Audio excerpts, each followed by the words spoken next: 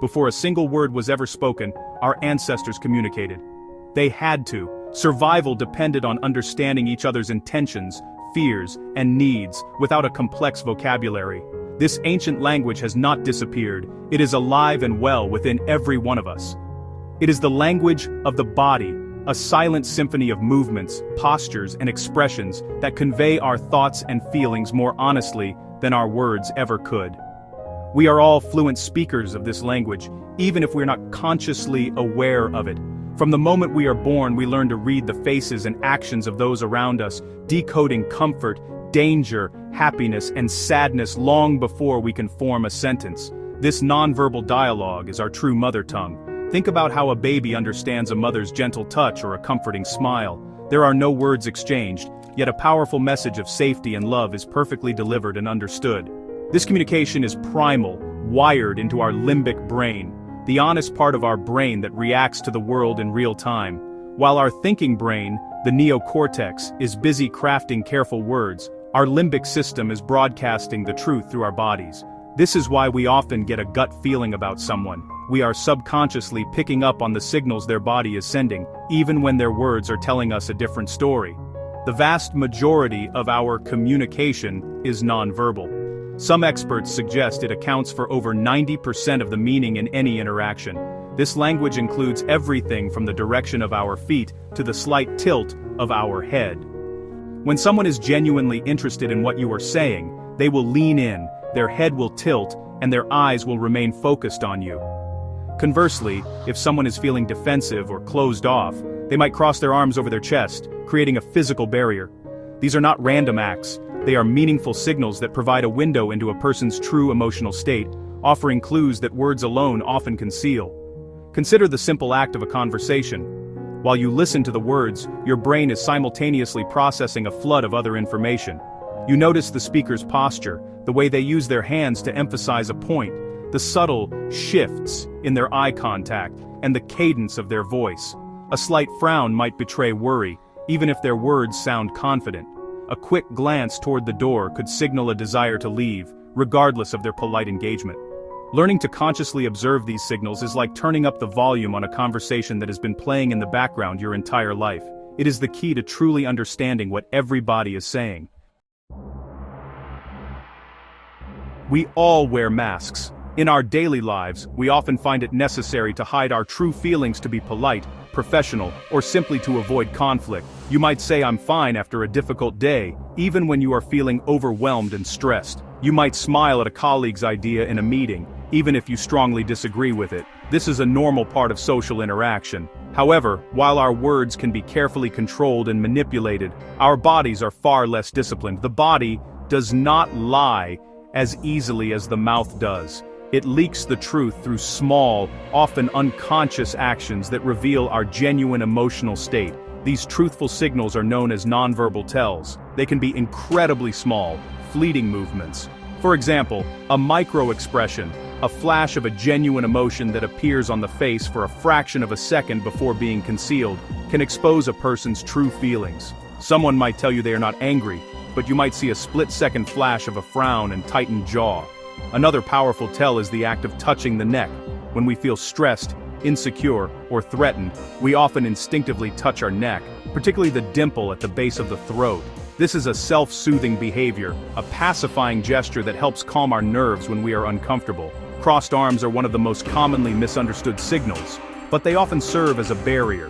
When a person crosses their arms tightly across their chest, it is frequently a sign that they are feeling defensive, uncomfortable, or closed off to the person or idea being presented. It is a self-hug, a way of creating a shield between themselves and the outside world. Pay attention to when it happens. If someone crosses their arms the moment you bring up a sensitive topic, it is a reliable indicator that you have touched upon an area of discomfort. The body is reacting honestly, even if the person's face remains neutral and their words stay polite. Other tells are just as revealing. Lip biting, for instance, is another common pacifying behavior used to alleviate anxiety. When someone is nervous or holding something back, they might bite or purse their lips. Similarly, look at the feet. The feet are arguably the most honest part of the body. because we pay the least attention to them. If a person's feet are pointed toward you, they are likely engaged. If their feet are pointed toward the nearest exit, their brain is subconsciously signaling its desire to leave, no matter how engaged they appear from the waist up. These signals are the body's whispers, revealing the secrets the mind tries to keep. Have you ever been in a conversation where you felt an instant connection with the other person, as if you were perfectly in sync? This feeling of rapport is often built not through clever words, but through a subconscious dance of nonverbal signals. One of the most powerful tools for creating this connection is mirroring. Mirroring is the unconscious imitation of another person's posture, gestures, and expressions.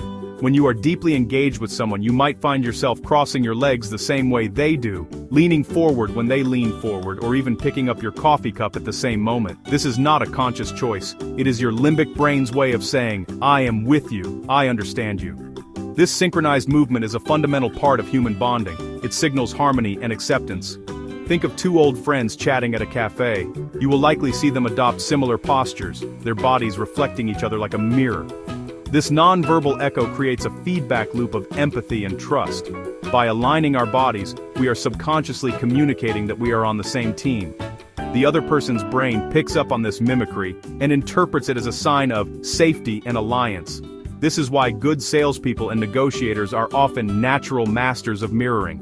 They use it to build trust and make clients feel understood and comfortable. The process begins subtly. It might start with matching someone's speaking tempo or tone of voice. If they speak softly, you might lower your own volume. If they gesture with their hands while talking, you might find yourself doing the same. This mimicry is a powerful statement. It tells the other person that you are paying close attention and that you are receptive to them. This creates a sense of psychological comfort, breaking down barriers and making the other person feel safe enough to open up.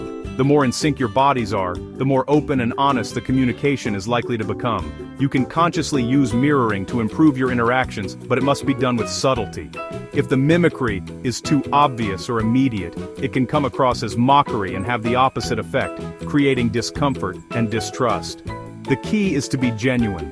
The best way to mirror someone is to be genuinely interested in them.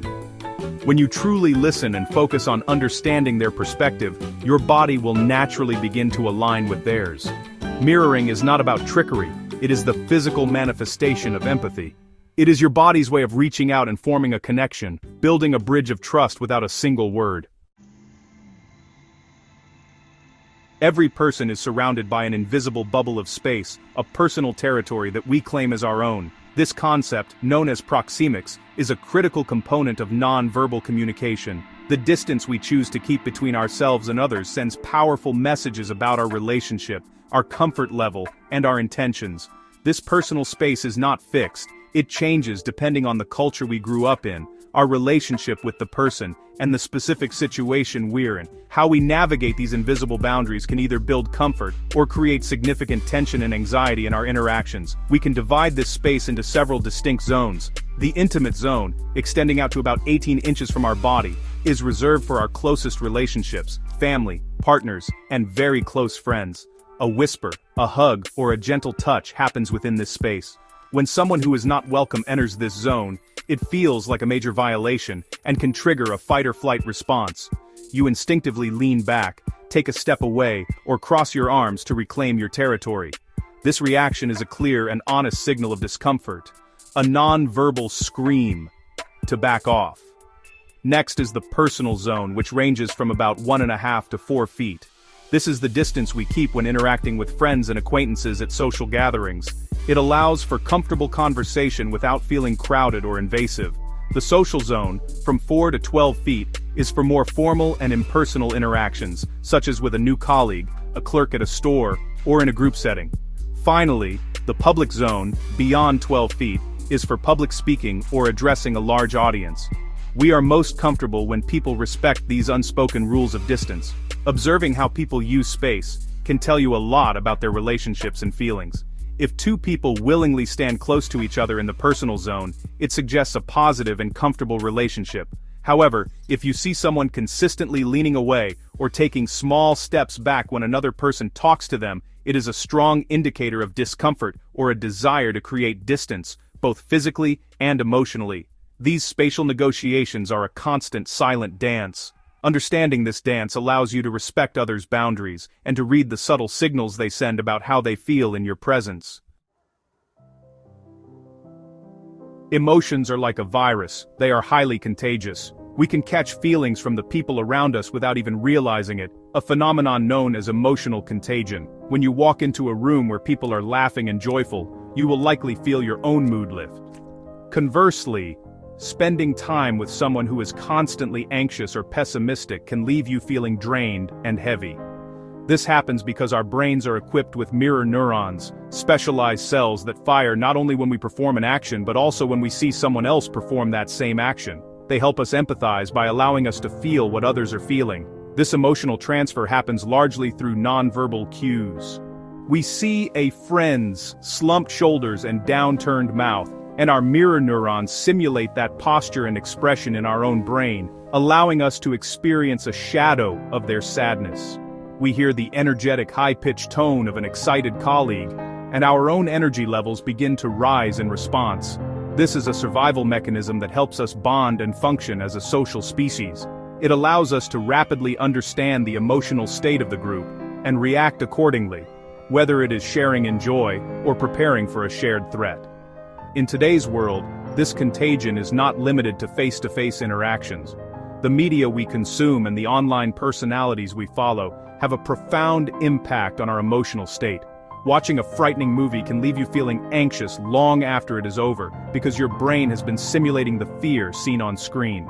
Similarly, scrolling through social media feeds filled with curated, perfect lives can lead to feelings of inadequacy and envy. We are constantly absorbing the emotional content of what we watch and read, and it shapes our own internal landscape, often without our conscious consent. Understanding that emotions are contagious gives you the power to become the gatekeeper of your own mind. You can consciously choose to limit your exposure to negative people or stressful media. You can actively seek out friends who are positive and supportive, and you can consume content that is uplifting and inspiring. By curating your social and digital environment, you are essentially choosing which emotions you want to catch. This is not about avoiding reality, but about taking control. By managing the emotional input you receive, you can better manage your own feelings, protecting your peace and cultivating a more positive state of being.